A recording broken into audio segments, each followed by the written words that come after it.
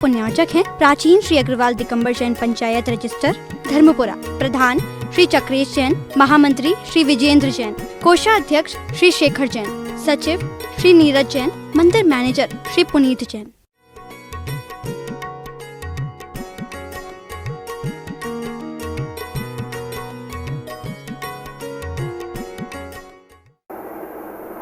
आचार्य जी के बारे में सोचा? आचार्य जी को देखा, सुना है? कभी भी आचार्य जी को देखना हमने देखा है। आचार्य जी जब विहार आदि करना हो या विहार आदि होता है, हम लोग जब साथ में रहते थे तो बड़ी जिज्ञासा, अब कहाँ जाना है? एक दिन ऐसे ही पूछ लिया, आचार्य जी कहाँ जाना है? सामायिक कर लो अच्छे से, पहले जाओ सामायिक करो फिर बताते कहाँ जाना है, कौन सी दिशा में चलना है। अभी अच्छी दशा बनाओ, दशा हम बाद में बताते हैं। एक गुरु जी का वे कभी भी आचार्य जी का जो मैं तो कहते गुप्त साधक अगर कोई है वर्तमान में, कहते कम करते ज्यादा है, और वही नीति है। मुख माटी में लगता है उनका अपना व्यक्तित्व, उनकी जो क्रियाएं पूरी झलकती हैं। आज तक कभी आचार्य जी ने पहले से किसी को वादा नहीं किया कि भाई हम आ रहे तुम आए थे कि तुम कितने ही चिल्लाते हो महाराज हमारे ये तक जो कार्यक्रम है, जो ऐसा है वैसा है, आप हम कह तो दो, हाउ तो कह दो। हाँ, आचार्य जी कहते हाँ आशीर्वाद है, हाओ देख तो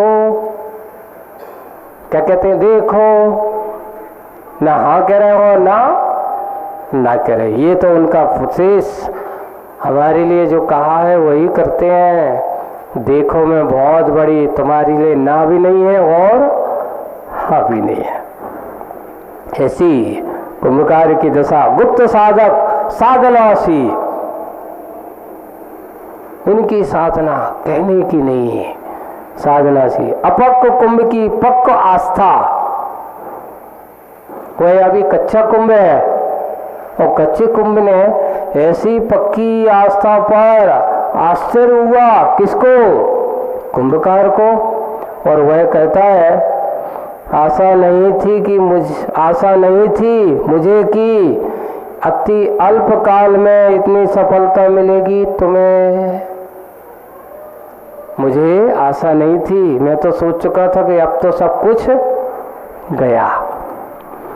मुझे सफलता अल्प काल में इतनी सफलता मिलेगी तुम्हें। कठिन साधना के सम्मुख बड़े बड़े साधक भी हाथते घुटने टेकते हुए मिले हैं यहाँ। बड़े बड़े साधक भी इस प्रकार की कठिन साधना के समय, बड़े बड़े साधक भी हाथते हैं, घुटने टेकते हुए मिले हैं यहाँ। अब विश्वस्त हो चुका हूँ पूर्णतः मैं कि पूरी सफलता आगे भी मिलेगी, और फिर भी अभी तुम्हारी यात्रा आदिम घाटी की ओर ही पार कर रही है। घाटियों की परिपाटी प्रतीक्षित है अभी। और सुनो, आग की नदी को भी पार करना है तुम्हें। अब क्या होना है? अब आपकी आग की नदी पार करना है। अभी तो आप बन के तैयार हो गए हो। कुंभकार अब उसको कह रहे हो कि मैं अब विश्वस्त हो गया, पूर्णता है मैं कि अब पूरी सफलता आगे भी मिलेगी, क्योंकि ये संकट टल गया है। अब संकट टल गया है, फिर भी अभी तुम्हारी यात्रा आदिम घाटी को ही पार, पहली घाटी को ही पार की, अभी और भी घाटियां आने वाली हैं। अभी एक चढ़ाव पूरा हुआ है। शिखर जी में आप देखो क्या करते हो। आप जब जाओ, लोग कहते महाराज अंधेरे में जब जाते तो पता नहीं चलता हम कितना चढ़ गए हैं। जब हम लोग जाते थे तो दिन में अच्छे से सुबह सुबह जाते थे, पता चलते। अब सामने जा चढ़ाव है, अभी इतना चलना है, अब इतनी घाटी है, बस वो दिख रहा, देखो चोपड़ा कुंड सामने घाटी। एक चढ़ोगे दूसरी आएगी, दूसरी चढ़ोगे तीसरी आएगी। शीतल नाला आ गया है, गंधर्व नाला आ गया है, अब और बढ़ते चले जाओ। ऐसी ये तो अभी आदिम घाटी को पार कर रही है। घाटियों की परिपाटी प्रतीक्षित है, अभी और भी घाटियां चढ़ना है। और अभी तो और सुनो, कौन कह रहा है? कुंभकार कुंभ से कह रहा है। और सुनो, आग की नदी को पार करना है तुम्हें। अभी तुम्हारी यात्रा पूर्ण नहीं हुई। आग की नदी यानी अब पकने का काम तैयार होने वाला है। वही भी बिना नौका, सोचो कच्चा घड़ा है और आग की क्या है? नदी है। यह तुम्हें नाव में बिठा करके नहीं, तुम्हें तो उसमें डुबकी लगाना है। आग की नदी में डूबना है। हाँ हाँ, अपने ही बाहुओं से तैरकर, तीर मिलता मिलता नहीं बिना तैरे। आज तक किसी को नदी पार करना है, अगर नाव नहीं है तो अपने हाथों के बाहुओं को ही चलाना पड़ेगा, तभी वह नदी का तीर उसे मिलता है। इस पर कुंभ कहता है कि जल और ज्वलनशील अनल में अंतर शेष रहता ही नहीं, चाहे जल हो और चाहे अनल हो, अंतर शेष रहता ही नहीं। साधक की अंतर्दृष्टि में चाहे आग हो चाहे पानी हो, कभी भी हो, बढ़ते चले जाओ, बढ़ते चले जाओ, रुकना नहीं। पानी आ गया तो हम चिपक के बैठ जाएं, और गर्मी इतनी बरस रही है, हम क्या करें? रुक जाएं? नहीं, चलो आगे बढ़ना है। बारिश कितनी भी हो, कितना सब कुछ हो, यहाँ तक कि अच्छी ठंडी गलाव पड़े हो, ऊपर से पानी और गिर रहा हो, और उनसे कहो कि रुक जाओ, वही जाना है। रुकने का काम, यही तो सही समय है कर्म निद्रा का। एक बार का प्रसंग है, यही आचार्य श्री का सन 1990 का आपको बताए। आचार्य जी पठारी आए, पठारी से राहतगढ़ आए और राहतगढ़ से सीहोर आए। उस समय तो पुराना मंदिर, उसी मंदिर में रुके थे पूरे, 90 की बात है। और उस दिन दिसंबर का महीना था करीब, जनवरी का शुरुआत हो या दिसंबर, अच्छी ठंडी थी, कड़ाके की ठंडी, कड़ाके की ठंडी, और बहुत ठंडी। उस समय हम ब्रह्मचारी थे संघ में, तो कड़ाके की ठंडी थी। अब हुआ ये, आचार्य जी ने ऊपर से अच्छी हवा, शीतल हवाएं चल रही हैं, हल्की हल्की बूंदाबांदी भी हो रही है। आचार्य जी और कुछ महाराजों को अंतराय भी हो गया। आचार्य जी ने कहा भाई चलो बिहार होना है। आचार्य जी ठंडी है, बहुत ठंडी है, मौसम भी खराब है। तो वो आचार्य जी बड़ी अच्छे से कहते हैं मौसम खराब है, मन तो खराब नहीं है। मन अच्छा बनाओ, मौसम अपने आप अच्छे ठीक हो जाएगा। और उन्होंने पीछे उठाई, चलो जवान हो, उसका ये कहते उठो। हम लोगों से कहते थे जवान भाई भाई, एक बहुत अच्छा वो कहते हैं ठंडी के बारे में, जब ऐसा होता है ना, बूढ़ों को ना छोड़ो जवान मेरे भाई, और नहीं छोटे बच्चों को ना छेड़ो जवान मेरे भाई, और बूढ़ों को ना छोड़ो चाहे ओढ़ले रजाई। आचार्य जी सुनाते थे, बोले कि तुम जवान हो, बूढ़े हो गए क्या? तरफ सीना तानो, मुट्ठी बांधो, आगे बढ़ो। ठंडी अपनी जगह है कि मैं ठंडी से बंधा हूं कि ठंडी मुझसे बंधी है, चलो आगे बढ़ते। पीछे उठाई और आचार्य जी ने ऐसा 1 बजे करीब, 1-1:15 बजे वहाँ से निकले, और वहाँ से जैसी नगर है पूरा, वो थोड़ा वासा हो करके सीधा कच्चे वाले रास्ते से होते हुए, और करीब पूरे के शाम को पता चला कि आचार्य श्री जैसी नगर पहुंच गए, पूरा का पूरा ठंडी में। ऐसा है, ये सब ऐसा हो तो उनके लिए कोई ठंडी गर्मी कोई बाधा नहीं कर सकती। वैसे ही यहाँ पर साधन जल हो या जलनशील अनल हो, कितनी गर्मी हो चाहे बारिश हो, उन्हें कोई रोक नहीं सकता।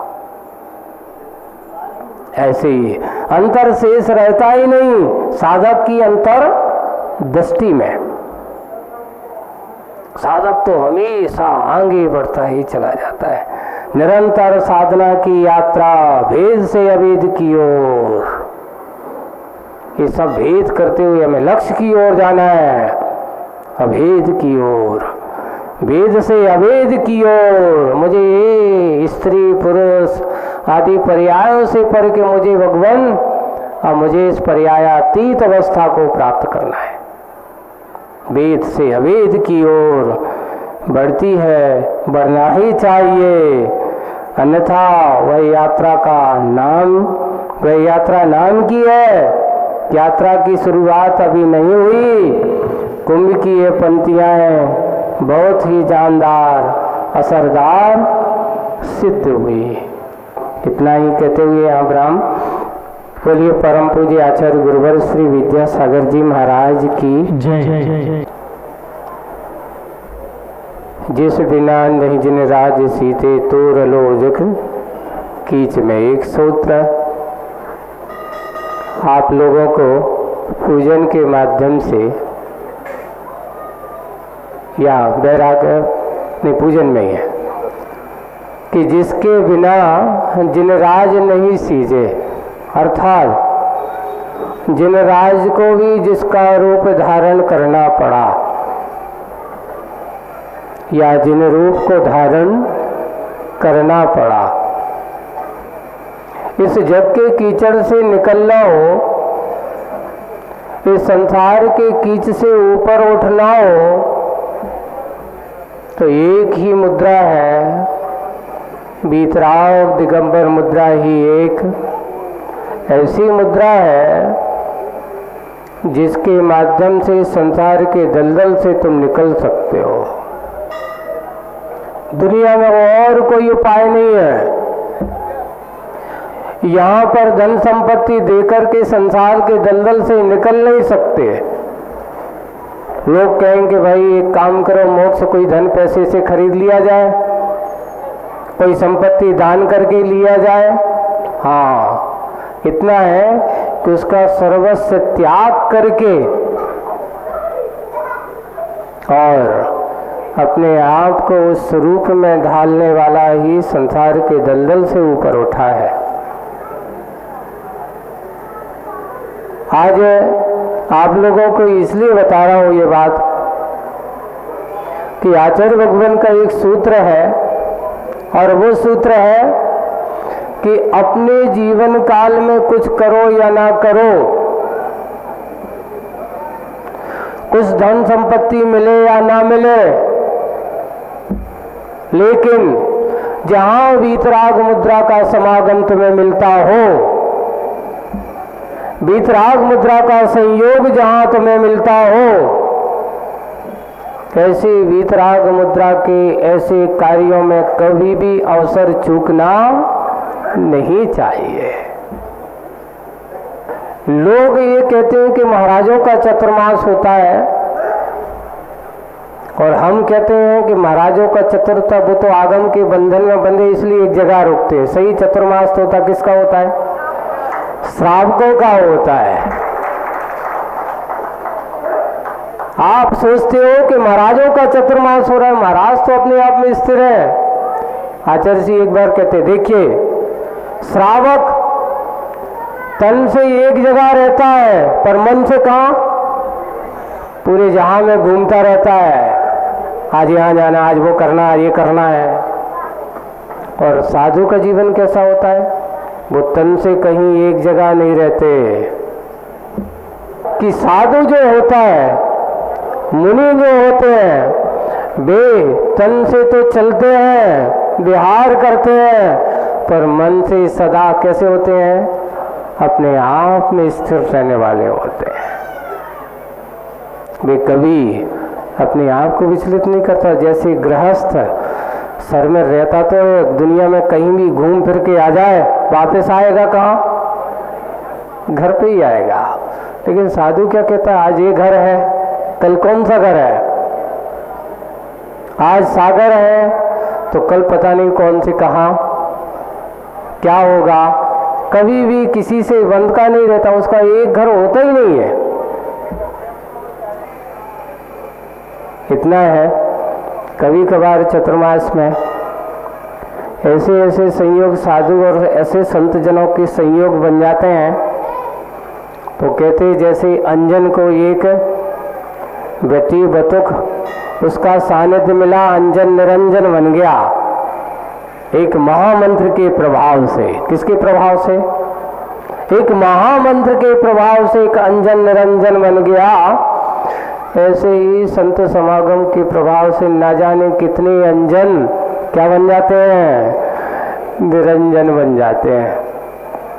कितने लोगों के भाव परिवर्तित हो जाते हैं, कितने लोगों के भावों में विशुद्धि परिणाम हो जाते हैं। कितने लोगों के मन में ये भाव होते हैं कि आज पिछी वालों की संगति में बैठा हूँ, तो हम लोग भी यही भावना करते हैं कि आज ये पिछी वालों की संगति में बैठे हैं। हम ये भाव करते हैं कि भगवान इनके ऐसे भाव हो जाए कि कल ये पिछी वाले बन करके बैठे। क्या बैठे? अभी बहनें आ रही थी और आगे चला रही थी। एक बहन कहती है कि महाराज आशीर्वाद दे दो, हम सबकी भी जल्दी ऐसी दीक्षा हो जाए।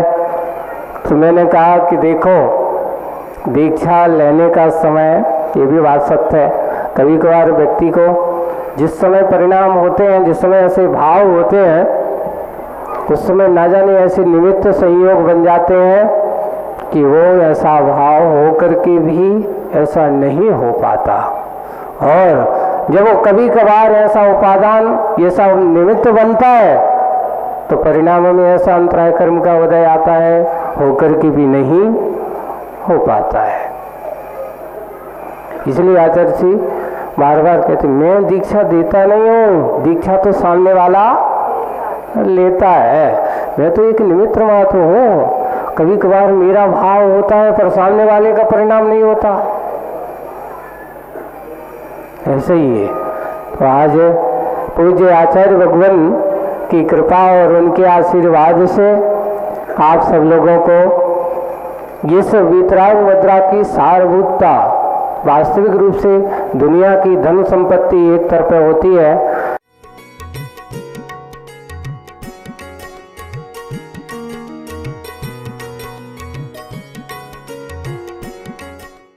इस कार्यक्रम के पुण्यार्जक थे प्राचीन श्री अग्रवाल दिगंबर जैन पंचायत रजिस्टर धर्मपुरा, प्रधान श्री चक्रेश जैन, महामंत्री श्री विजेंद्र जैन, कोषाध्यक्ष श्री शेखर जैन, सचिव श्री नीरज जैन, मंदिर मैनेजर श्री पुनीत जैन।